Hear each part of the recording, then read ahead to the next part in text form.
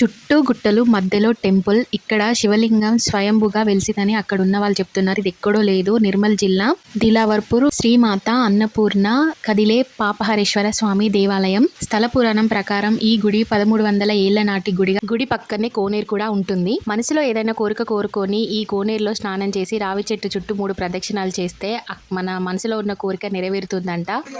ఓం నమః శివాయ. ఓం నమః శివాయ. 21 చెట్లు ఉన్నాయి.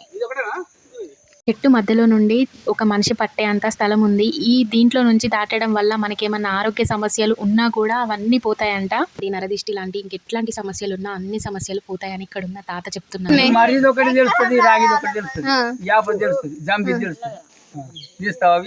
కానీ 21 ఉన్నాయి మొత్తం. ఇంకా టెంపుల్ విషయానికి వస్తే టెంపుల్ లోపల ఇట్లా అడుగు పెట్టగానే పాజిటివ్ వైబ్స్ అట్లా వచ్చేసినాయి. ఈ టెంపుల్లో ప్రతి శివరాత్రి రోజు ఇక్కడ దేవుడు కదులుతాడంట. ఈ టెంపుల్లో ఇంకా ప్రత్యేకత ఏంటి అని అంటే మనం స్వయంగా శివుడికి అభిషేకం చేయొచ్చు అండ్ శివుని ముట్టుకోవచ్చు.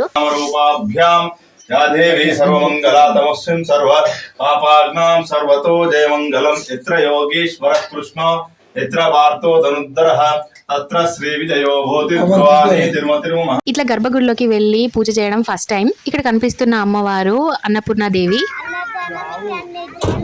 ఎక్కడ్రా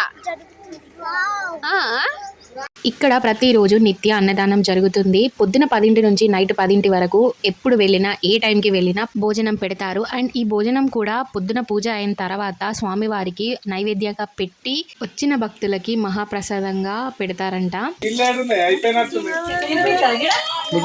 ఇక్కడ కనిపిస్తున్నవి శిలా పథకాలు అండ్ గుడి గురించి ఉంటుంది. ఇది ధ్యాన మందిరం. ఋషులు మునులు ఇక్కడ ధ్యానం చేసుకుంటారంట. మనసు బాలేనప్పుడు కూడా ఇక్కడికి వచ్చి ధ్యానం చేసుకుంటారంట చాలా మంది.